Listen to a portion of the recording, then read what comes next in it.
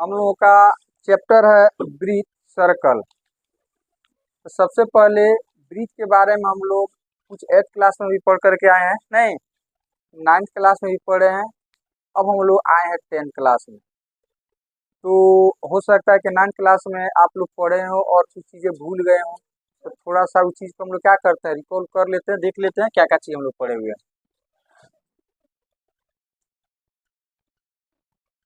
Breathe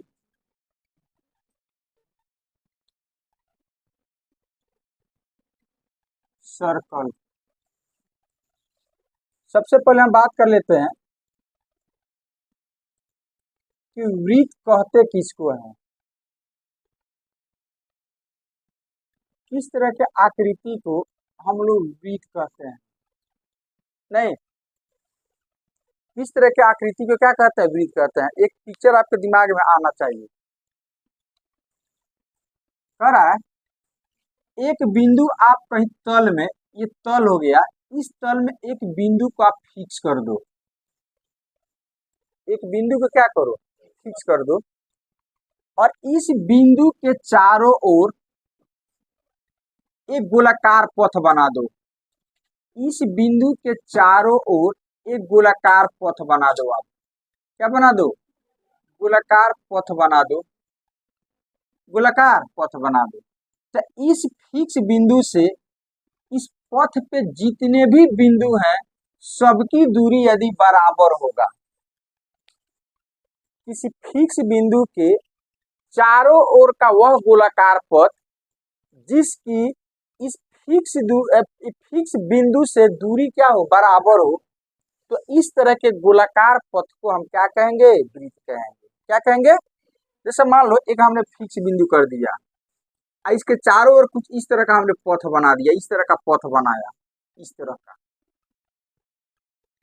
अब हमारा definition क्या है, इस फिक्स बिंदु से इस जो बाउंड्री आप देख रहे हो, क्या देख रहे हो, बाउंड्री, ये जो पथ देख रहे हो, उस पथ पर कोई भी एक बिंदु ले लो और इस फिक्स बिंदु से दूरी मापो। तो यदि दूरियां बराबर हो जाए तो हम कहेंगे क्या चीज है, ब्रीथ है। यदि दूरियां बराबर नहीं होगी तो हम क्या कहेंगे, ब्रीथ नहीं है। जैसे मान लो एक बिंदु हम यहाँ पर ले लेते हैं और इसकी दूरी हम मापते हैं, तो सपोज ये हो गया 2 सेंटीमीटर। एक बिंदु यहाँ पर ले लेते हैं और इसको भी मापते हैं, तो स्वाभाविक ये बड़ा दिख रहा है, तो इसकी दूरी कुछ ज्यादा होगा, तो मान लो हो गया 3 सेंटीमीटर। फिर एक पॉइंट यहाँ पर ले लेते हैं, ये बड़ा दिख रहा है, तो ये मान लो 5 सेंटीमीटर। तो इस फिक्स बिंदु से इस पथ पर स्थित बिंदुओं की दूरियां क्या आ रही है, अलग अलग आ रही है।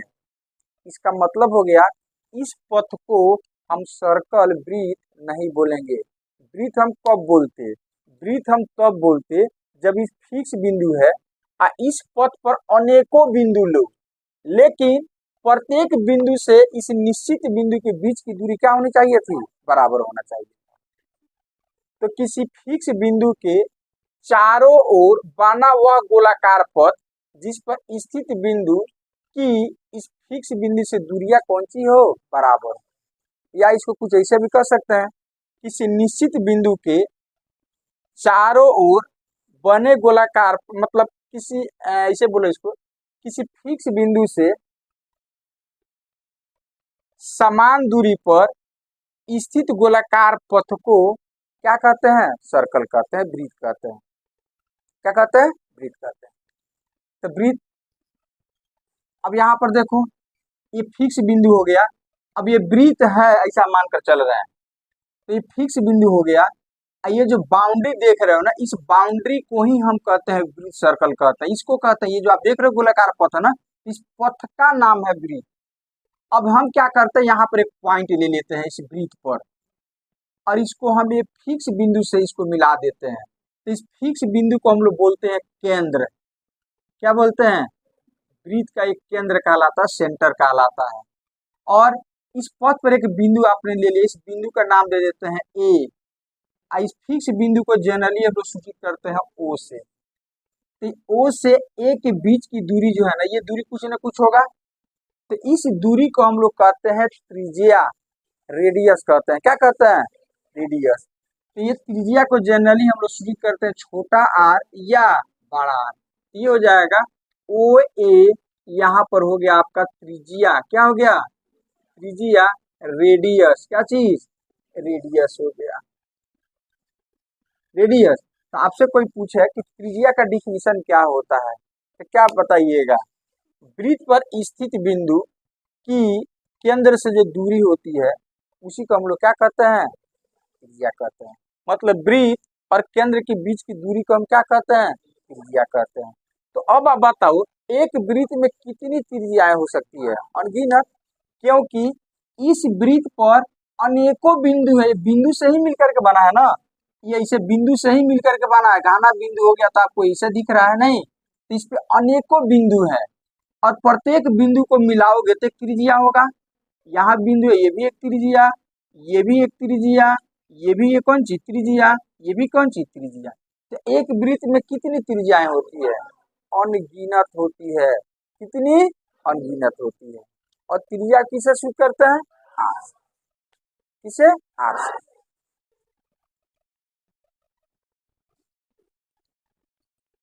चलो अब एक चीज बताओ, ये वृत्त जो है इस तल को कितने भाग में बांट रहा है।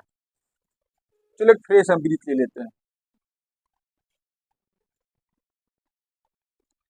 अब ये सर्कल जो है इस बोर्ड को, इस समतल सतह को कितने भाग में बांट दिया,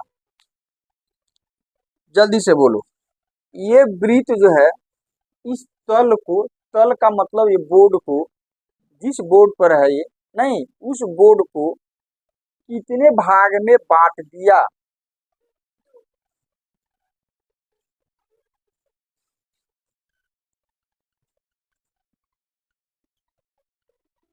कितने भाग में, दो भाग में। चलो देखते हैं। हम इस बोर्ड के सामने खड़ा हो गए, नहीं मान लो सपोज मेरा हाइट यहाँ तक होता है, यहाँ तक, तो इस बोर्ड को देखो हम कितने भाग में बांट दिए, पक्का तीन भाग में बांटे हैं। एक जो आपको इधर दिख रहा है, दूसरा इधर दिख रहा है, और तीसरा जिसको हम ढके हुए हैं वो भी तो एक पार्ट हो गया। तो हमारा बोर्ड कितने भाग में बट गया, तो हमने बोर्ड को कितने भाग में बांट दिया, तीन भाग में। एक ये वाला, दूसरा ये वाला, और एक जिसको हम ढके हुए हैं वो भी तो बट गया, जो आपको दिख नहीं रहा है। उसी तरह से ये वृत्त भी इस तल को तीन भाग में बांट दिया। एक हो गया वृत्त के बाहर वाला भाग, एक हो गया अंदर वाला भाग, और एक खुद जिस पे ये वृत्त है वो भी तो उतना जगह घेरे हुए है। तो कितने भाग में, तो एग्जाम में आता है या आ जा तो क्या लिखिएगा, एक वृत्त किसी तल को कितने भाग में बांटता है, तीन भाग में बांटता है। कितने भाग में, तो इसको हम लोग कहते हैं बाहरी भाग, बाह्य भाग, और इसको कहते हैं आंतरिक भाग, और ये खुद एक जिसपे वृत्त है, वृत्त याद रहेगा इतना। चलिए आगे बढ़ते हैं हम लोग। अब हम बात करते हैं, ये वृत्त हो गया। अब हम दूसरा जो हम लोग का टर्म्स है वो है जीवा, क्या चीज जीवा, कॉर्ड। जीवा किसको कहते हैं, ठीक है, जीवा किसको कहते हैं। चलो यहाँ पर हमने एक सर्कल ले लिया, सेंटर हो गया। तो वृत्त का पिक्चर दिमाग में बैठ गया ना, चूड़ी सबसे बेस्ट चीज है उदाहरण। तो चूड़ी के टाइप का जो भी दिख है उसको क्या बोलिएगा, सर्कल वृत्त बोलिएगा। तो चलो देखते हैं अब हम जीवा किसको कहते हैं। ये वृत्त का एक केंद्र हो गया। जीवा का मतलब होता है इस बाउंड्री पर, मतलब इस वृत्त पर दो बिंदु ले लो, कोई भी दो बिंदु ले लो अलग अलग। इस वृत्त पर कोई भी दो बिंदु ले लो और दोनों बिंदुओं को मिला करके एक रेखाखंड खींच दो, तो उसी रेखाखंड को हम क्या कहेंगे, जीवा कहेंगे। जैसे देखो हम दो बिंदु ले रहे हैं, एक ले रहे हैं यहाँ पर और दूसरा ले रहे हैं यहाँ पर, दोनों को मिला देते हैं तो क्या हो जाएगा, ये जीवा हो गया। क्या हो गया, इसका नाम दे देते हैं ए बी। तो कहोगे ए बी क्या चीज है, तो आपसे पूछे कोई जीवा क्या चीज है, कॉर्ड क्या चीज है, तो वृत्त पर स्थित दो बिंदुओं को मिलाने वाली रेखाखंड वृत्त पर स्थित दो बिंदुओं को मिलाने वाली रेखाखंड को हम क्या कहते हैं? जीवा कहते हैं। तो एक ये भी जीवा हो जाएगा, नहीं होगा? एक यहाँ ले लो, एक यहाँ ले लो, ये भी एक जीवा हो जाएगा, ये भी एक जीवा हो जाएगा, ये भी एक जीवा हो जाएगा, ये भी एक जीवा होगा, ये भी एक जीवा होगा, ये भी क्या हो जाएगा? जीवा होगा। तो एक वृत्त में कितनी जीवाएं होती है? अनगिनत। हम चाहे तो एक पॉइंट यहाँ ले ले, यहाँ ले लेते, ये भी एक जीवा, ये भी एक जीवा, अनगिनत जीवाएं हम खींच सकते हैं। तो जीवा के क्या डिफिनीशन होगा? वृत्त पर स्थित दो बिंदुओं को मिलाने वाली रेखाखंड क्या कहलाता है? जीवा कहलाता है। क्या कहलाता है? जीवा। अब देखो इसमें सबसे बड़ा जीवा देखो तो कौन है? जल्दी से बताओ। जो केंद्र से पास करता है, जो, तो वह जीवा मतलब वृत्त की सबसे बड़ी जीवा व्यास कहलाता है, डायमीटर कहलाता है। वृत्त की सबसे बड़ी जीवा, अब वृत्त की सबसे बड़ी जीवा कहाँ से गुजरता है? केंद्र से। कहाँ से गुजरता है? तो इसका डिफिनीशन हम लिख देते हैं, शॉर्टकट में लिख रहे हैं। वृत्त पर स्थित दो भिन्न बिंदुओं को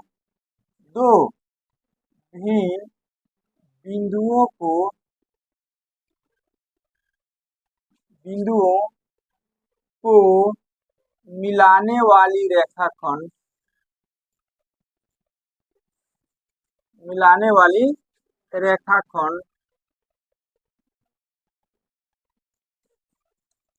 को क्या कहते हैं? जीवा कहते हैं। क्या कहते हैं? जीवा। क्या कहते हैं? जीवा कहते हैं। व्यास,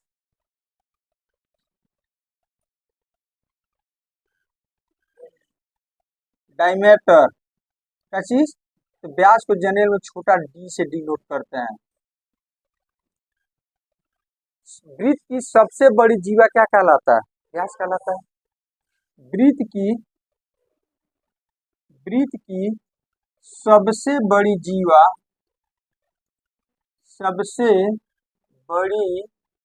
जीवा को व्यास कहते हैं। क्या कहते हैं? व्यास कहते हैं। और सबसे बड़ी जीवा कौन होती है?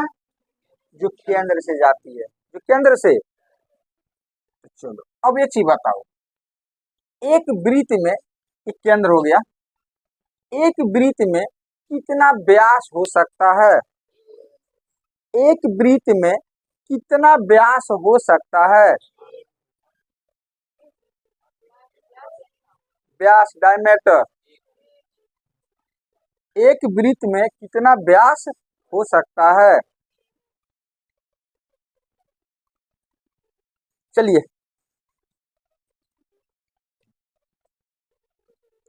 शर्त क्या चीज है? वैसे जीवा जो केंद्र से जाए। तो चलो एक तो जीवा ये हो गया, ये केंद्र से नहीं जा रहा था, सबको मिटा दे रहे हैं। केंद्र से नहीं जा रहा, इस सबको क्या कर रहे हैं? मिटा दे रहे हैं। एक जीवा ये भी हो जाएगा जो केंद्र से जाएगा, ये भी व्यास हो गया, ये भी क्या हो गया? व्यास हो गया, ये भी क्या हो गया? व्यास हो गया, ये भी क्या हो गया? व्यास, ये भी क्या चीज? व्यास, ये भी क्या चीज? व्यास। कितना व्यास होगा? अनगिनत। तो एक वृत्त में कितने व्यास होते हैं? कितने डायमीटर होंगे? अनगिनत, अनगिनत होते हैं। चलो एक चीज बताओ, मान लो कि हमने यहाँ पर एक सर्कल हो गया, एक केंद्र हो गया, एक व्यास हम ले लेते हैं, व्यास का नाम दे देते हैं ए। अच्छा त्रिज्या का डिफिनीशन बताओ। केंद्र से इस पर कोई भी बिंदु ले लो, तो केंद्र से उसकी दूरी जो होगी त्रिज्या कहलाती है। तो बी जो है इस वृत्त पर है, और ओ से बी की दूरी कितनी होगी? बी की दूरी त्रिज्या कहलाएगी। और त्रिज्या को नहीं तो यदि संख्या कुछ नहीं, त्रिज्या को हम लोग किससे डिनोट करते हैं? आर से। तो यहाँ से लेकर के यहाँ तक की दूरी को हम क्या कहेंगे, आर। आर इकाई, सेंटीमीटर, मीटर कुछ भी हो सकता है, नहीं। तो ये दूरी हो गई, यहाँ से लेकर यहाँ तक हो गया आर। आर मीन्स यहाँ से लेकर यहाँ तक की दूरी, जिसको हम लोग रेडियस बोलते हैं, आर से सूचित करते हैं। एक चीज बताओ, ए भी तो ये वृत्त पर है और ये केंद्र हो गया, तो ओ से ए के बीच की दूरी ये भी तो त्रिज्या होगा। तो त्रिज्या को कैसे सूचित करते हैं, आर से। ये भी क्या हो जाएगा, आर। तो ए से बी के बीच की दूरी कितना होगा, आर प्लस आर, 2r, नहीं। तो व्यास को हम लोग डी से सूचित करते हैं, तो डी बराबर हो जाएगा 2r। आर प्लस ये दूरी है प्लस ये दूरी है आर और ये दूरी है आर, तो कितना हो जाएगा 2r। तो डी बराबर कितना, 2r। अर्थात अर्थात व्यास जो होता है, व्यास जो होता है 2 गुना त्रिज्या, 2 गुना, मतलब त्रिज्या यदि पता हो तो उसमें 2 से गुना कर दोगे तो व्यास निकल जाएगा, क्योंकि व्यास त्रिज्या क्या होता है, दुगुना। यदि 2 होगा ये कितना हो जाएगा, 4, क्योंकि 2 और 2 कितना, 4। यदि 5 होगा तो ये कितना हो जाएगा, 10। मतलब त्रिज्या जितना होगा उसमें 2 से गुना कर दें, क्या हो जाएगा। यदि व्यास दिया है तो त्रिज्या कितना होगा, आधा। अरे त्रिज्या कौन सी है, व्यास का आधा ही है ना, मतलब 2 इधर आकर क्या हो जाएगा, भाग हो जाएगा। तो त्रिज्या बराबर हो जाएगा, त्रिज्या बराबर हो जाएगा व्यास बाई 2। व्यास बाई, मतलब यदि व्यास दिया है और 2 से भाग दे दोगे तो त्रिज्या क्या हो जाएगा, त्रिज्या दिया है तो 2 से गुना कर दोगे व्यास निकल जाएगा। अब व्यास दिया है तो 2 से भाग दे दोगे त्रिज्या क्या हो जाएगा। चलिए अब हमारा नेक्स्ट टॉपिक है परिधि। क्या चीज, परिधि। परिधि, सरकमफेरेंस, परिधि।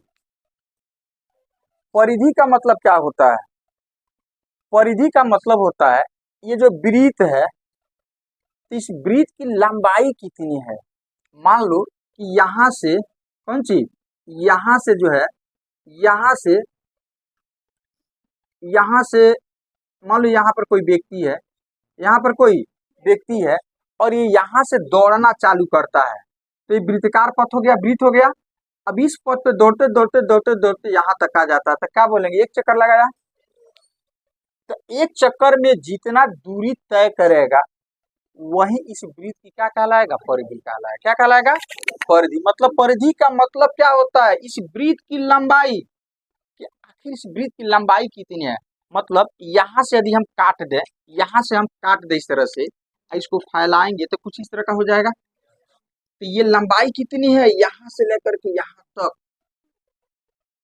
अब फिर इसको मोड़ देंगे तो इस टाइप का हो जाएगा, सर्कल हो जाएगा। देखो ये है वृत्त और हम बात कर रहे हैं वृत्त की लंबाई। तो वृत्त की जो लंबाई होती है ना, उसी को हम कहते हैं परिधि। तो एक चक्कर में कितना दूरी तय करोगे, जितना इस वृत्त की लंबाई होगा, वृत्त की। तो परिधि मीन्स होता है वृत्त की लंबाई, वृत्त की लंबाई। तो यदि इसकी त्रिज्या हम r मान लें तो वृत्त की परिधि बराबर हो जाता है 2 पाई r। 2 पाई r, 9th क्लास में इसको हम निकाले हुए हैं, नहीं। परिधि बराबर कितना हो जाएगा, 2 पाई r। और आपसे पूछा है अब, चलो एक चक्कर लगाने में कितना दूरी तय करोगे। तुम कहोगे सर इसका त्रिज्या बता दीजिए। मान लो आपके स्कूल का खेल का मैदान है और वृत्ताकार है, कोई आपसे कहता है कि एक चक्कर लगाओ, एक चक्कर लगा दिया आपने, फिर पूछेगा एक चक्कर में कितना दूरी तय किया, कितना बताओगे। तो सबसे पहले क्या करोगे, उस फील्ड के सेंटर में जाओगे, नहीं, सेंटर से एक फीता लोगे जिसे अब मापा जाता है, और उससे इस बाउंड्री एक को यहाँ पर बोलोगे कि चलो एक फीता लेके एक किनारा यहाँ पर रखो, और उसको बोलोगे दूसरे को कि जाओ यहाँ बाउंड्री तक, तो ये दूरी होगा वो त्रिज्या हो जाएगा। तो त्रिज्या मान लो आ गया आपका 2 मीटर या 10 मीटर, चलो 50 मीटर, कितना, तो आर हो गया 50 मीटर, कितना, 50, या ऐसे मान लेते हैं 49 मीटर, कितना 49 मीटर आ गया, 49 मीटर। अब तुम बता सकते हो कि एक चक्कर में कितना दूरी तय किया। एक चक्कर में हम कितना दूरी तय करते हैं, 2 पाई आर।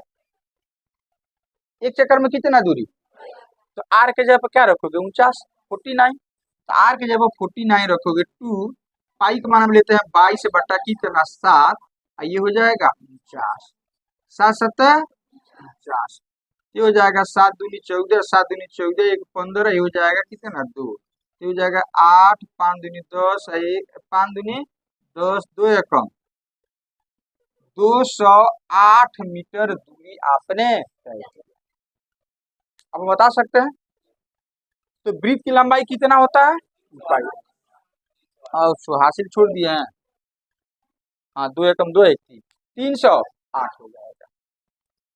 एक चक्कर में कितना दूरी तय करोगे, तब हम बता सकते हैं। तो परिधि अलग चीज होता है और वृत्त अलग चीज होता है। वृत्त का मतलब गोलाकार पथ, अब परिधि का मतलब गोलाकार पथ की लंबाई, गोलाकार पथ की लंबाई। आगे बढ़ा जाए। अब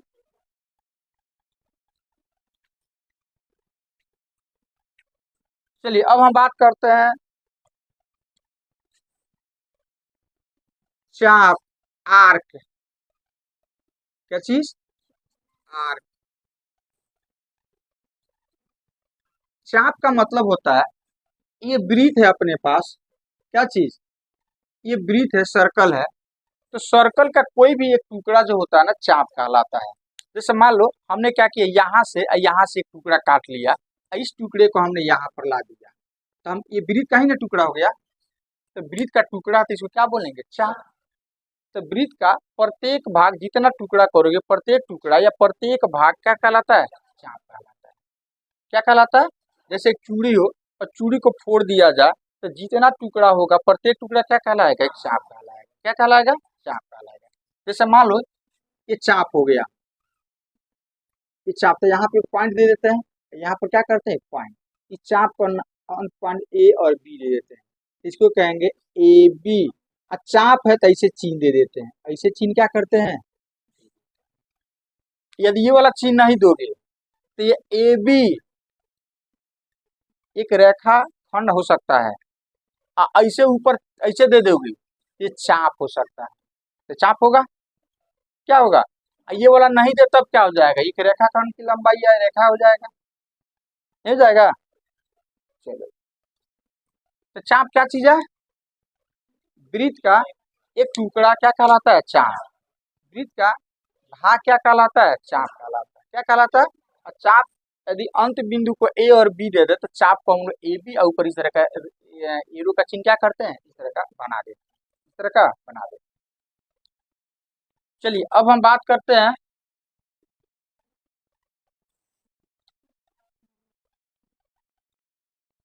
समान जीवा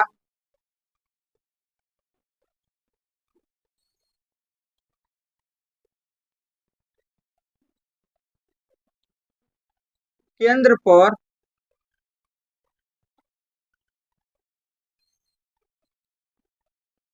समान कोण बनाती है, समान कोण बनाती है। समान जीवा केंद्र पर समान कोण बनाती है, ये 9th क्लास का प्रमेय है आप लोगों का। तो थोड़ा सा हम लोग याद कर लेते हैं, प्रमेय हम लोग सीधी वगैरह नहीं करेंगे यहाँ पर। ये हो गया वृत्त, ये हो गया केंद्र। समान जीवा मतलब 2 जीवा ले लेते हैं जिसकी लंबाई एक बराबर हो। एक हम ये ले ली और दूसरा हम ले लेते हैं ये वाला, इसका नाम देते हैं ए बी, हो जाएगा सी, क्या हो जाएगा डी। दोनों की लंबाई सेम है, ऐसा हम मानकर चल रहे हैं। ये केंद्र हो गया, क्या हो गया, ये केंद्र हो गया, ओ सब डिनोट कर रहे हैं। तो इस जीवा के द्वारा जो केंद्र पर कोण बनेगा और इस जीवा के द्वारा जो केंद्र पर कोण बनेगा, तो दोनों कोण क्या होगा, बराबर होगा, दोनों कोण। तो इस जीवा के द्वारा केंद्र पर कोण बनेगा, उसको कैसे दिखाते हैं, इस जीवा के अंत बिंदु को आप ओ से मिला दो, उससे क्या करो, तो इस जीवा के द्वारा केंद्र पर बनाया गया कोण ये वाला हो जाएगा, ओ पर बना, ए ओ बी। अच्छा, इस जीवा के द्वारा केंद्र पर कोण बना है, तो कैसे पहले दिखाइएगा इसको। जैसे डी को ओ से पहले मिला दो और फिर सी को भी ओ से मिला दो, तो इस जीवा के द्वारा ये कोण बन रहा है और दोनों केंद्र पर कोण बन रहा है। तो यदि जीवा की लंबाई समान हो तो कोण भी क्या होगा, समान होगा। जैसे मान लो एग्जाम में ऐसे आता है, कहेगा कि ये जीवा की लंबाई बराबर है, यदि ये कोण 30 डिग्री है तो ये कितना होगा, 30 डिग्री होगा। क्योंकि ये चीज हम जानते हैं कि समान जीवा केंद्र पर क्या करती है, समान होगा। तो ये यदि थीटा होगा, ये भी कितना हो जाएगा, थीटा।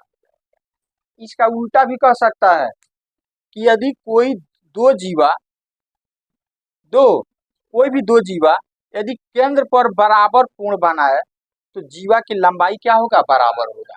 मान लो ये थीटा ये दे देता है यदि 5 सेंटीमीटर, ये भी कितना, क्यों, क्योंकि इसका उल्टा भी सही है, विलोम भी सही है कि यदि केंद्र पर समान कोण, यदि दो जीवाएं केंद्र पर समान कोण बनाती है तो उनकी लंबाइयां क्या होगी, समान, क्या होगी।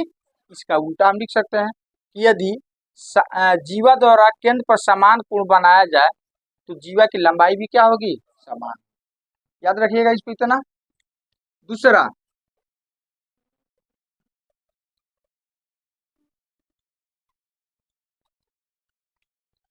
वृत्तखंड के कोण,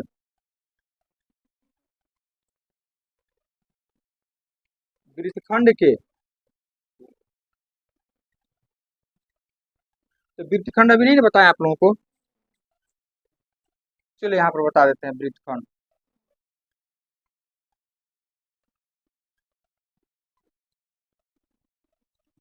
वृत्तखंड का मतलब होता है, जैसे ये वृत्त हो गया अपने पास, क्या हो गया, ये वृत्त हो गया, क्या हो गया, ये केंद्र हो गया।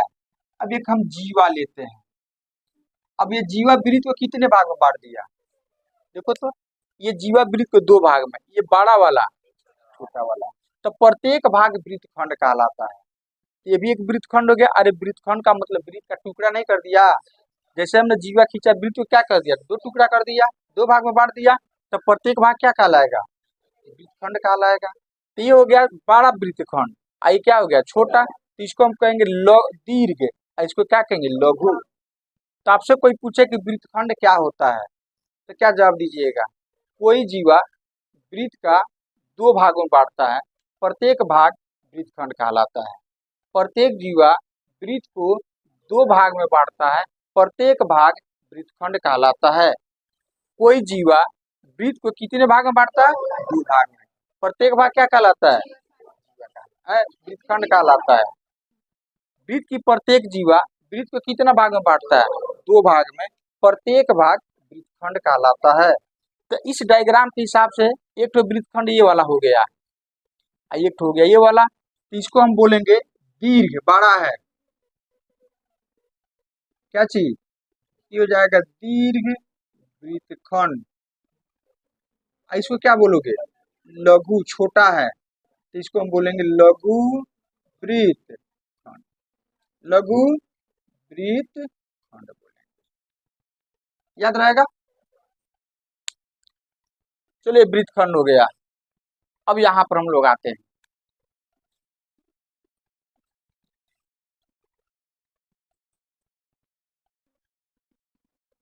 वृत्तखंड का केंद्रीय कोण पहले जानते हैं।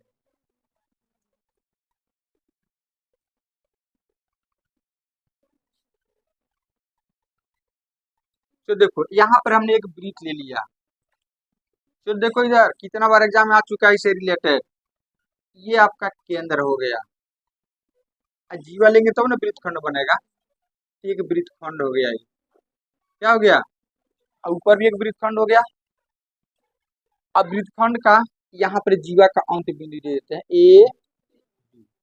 अब इस वृत्तखंड के द्वारा केंद्र पर कोण बनाना है, तो यहाँ से इसको मिला देंगे और यहाँ से इसको मिला देंगे, तो ये वृत्तखंड का एक केंद्रीय कोण कहलाता है। तो वृत्तखंड द्वारा जो केंद्र पर कोण बनेगा उस कोण को हम कहते हैं वृत्तखंड का केंद्रीय कोण। ये वृत्तखंड हो गया।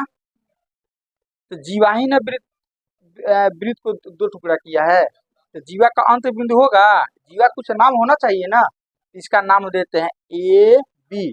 ए बी, ये भी नाम हो गया इसका। अब इसके द्वारा केंद्र पर कोण बनेगा, तो ए को भी ओ से मिला देते हैं और बी को भी ओ से। तो ये कोण जो होगा इसको हम बोलेंगे केंद्रीय कोण। क्या बोलेंगे? ये ओ जो होगा ये ए ओ बी, ये कहलाता है कौन चीज? केंद्रीय कोण कहलाएगा। ए ओ बी, इसको हम बोलेंगे केंद्रीय कोण। अब हम बात कर लेते हैं वृत्तखंड का कोण। वो केंद्रीय कोण था। अब हम बात करते हैं वृत्तखंड का कोण। वृत्तखंड का, तो वृत्तखंड का कोण का मतलब होता है, ये वृत्तखंड हो गया, ये कौन सी हो गया, ये कौन सी हो गया, ये चाप हो गया बड़ा वाला, सामने का बड़ा वाला चाप हो गया, इसको एकांतर चाप भी हम बोल सकते हैं। तो देखो, अब इस वृत्तखंड के द्वारा इस चाप पर जो कोण बनेगा वह कहलाएगा इस वृत्तखंड का कोण। इस वृत्तखंड द्वारा इस चाप पर जो कोण बनेगा उस कोण को हम क्या कहेंगे? वृत्तखंड का कोण कहेंगे। चलो यहाँ पर एक पॉइंट ले लेते हैं, यहाँ पर इसी पर पॉइंट लेना है और ए को इसे मिला देते हैं, इसका नाम देते हैं पी, और बी को भी क्या करते हैं? मिला देते। तो ये वाला कोण क्या कहलाएगा? इस वृत्तखंड का कोण कहलाएगा। तो वृत्तखंड का कोण कौन कहलाएगा? A P B. A P B, ये कहलाएगा वृत्तखंड का कोण कहलाएगा। ये क्या कहलाएगा? केंद्रीय कोण। और ये क्या कहलाएगा?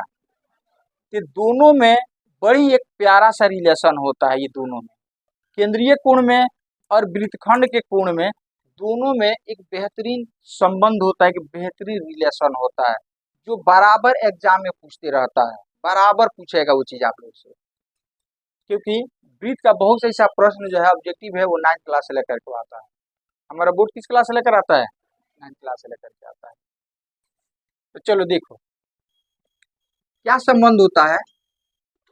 तो ये जो होता है ना, इसका दुगुना होता है। ये कोण कितना होगा? इसका दुगुना। ये यदि थीटा होगा तो ये हो जाएगा 2 थीटा। यही रिलेशन होता है। क्या रिलेशन होता है? बोलो। हाँ, कोण ए पी बी बराबर हो जाएगा 2 गुना कोण ए ओ बी। यही रिलेशन होता है केंद्रीय कोण और वृत्तखंड के कोण। याद रहेगा ना? इसके बीच क्या रिलेशन होता है? तो जितना ये होगा उसका दुगुना ये होगा, ये जितना होगा उसका आधा ये होगा। बात एक ही हो गया ना? ये जितना होगा उसका आधा। यही रिलेशन होता है केंद्रीय कोण और वृत्तखंड के कोण में। अब हम बात कर लेते हैं कि अर्धवृत्त का कोण कितना होता है। किसका कोण? अर्धवृत्त का कोण।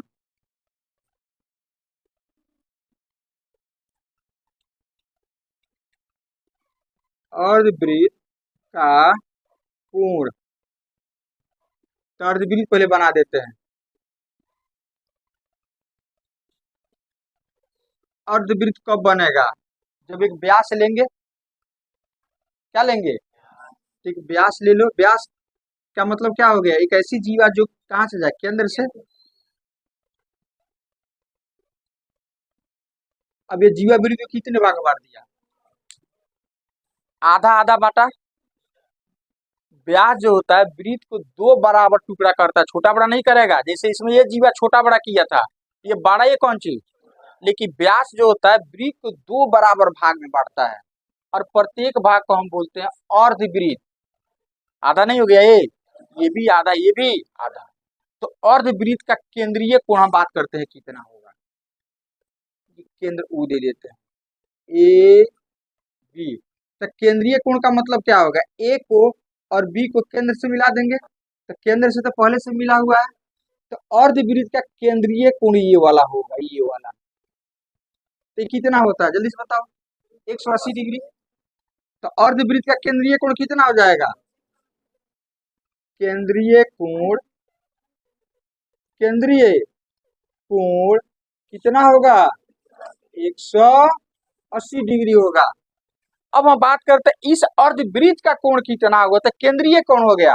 तो अर्धवृत्त का कोण का मतलब हो गया, इसमें एक पॉइंट ले लेंगे, यहाँ पर एक पॉइंट ले लेते हैं, इसको P मान लेते हैं, और A को ऐसे मिला देते हैं और B को भी ऐसे मिला देते हैं। तो यही कोण जो होगा इस अर्धवृत्त का कोण कहलाएगा।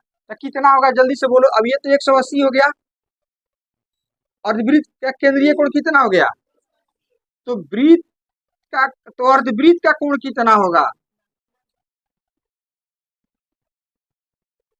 अर्धवृत्त का कोण 90 हो जाएगा। इसका आधा नहीं हो जाएगा, ये 180 है केंद्रीय कोण, तो ये कितना हो जाएगा। तो बहुत बार एग्जाम में पूछ देता है, अब विद्यार्थी कंफ्यूज कर जाते हैं कि वृत्त के केंद्र पर 360 डिग्री का कोण बनता है, तो अर्धवृत्त का 180 कर देते हैं। नहीं, अरे तो 180 वो अर्धवृत्त का केंद्रीय कोण है। अर्धवृत्त का कोण, अर्धवृत्त का कोण क्या होगा, जो केंद्रीय कोण होगा उसका आधा। तो केंद्रीय कोण कितना है, ये कितना हो जाएगा, 90 हो जाएगा। तो अर्धवृत्त का कोण 90 डिग्री, और अर्धवृत्त का केंद्रीय कोण, अर्धवृत्त का कोण 90 डिग्री, और अर्धवृत्त का केंद्रीय कोण यहाँ पर लिख दिए हैं, केंद्रीय कोण कितना और अर्धवृत्त का 90 डिग्री। बहुत बार ये प्रश्न एग्जाम में पूछ चुका है, अर्धवृत्त का कोण, अर्धवृत्त का। अब यहाँ से आपसे पूछ देगा, यहाँ पर इस टाइप से प्रश्न पूछ देगा, कहेगा कि ये 60 डिग्री है तो ये कितना होगा, 30 होगा, ये 20 है तो ये कितना होगा, 40 होगा। इस टाइप से ऑब्जेक्टिव में आपका प्रश्न पूछ सकता है।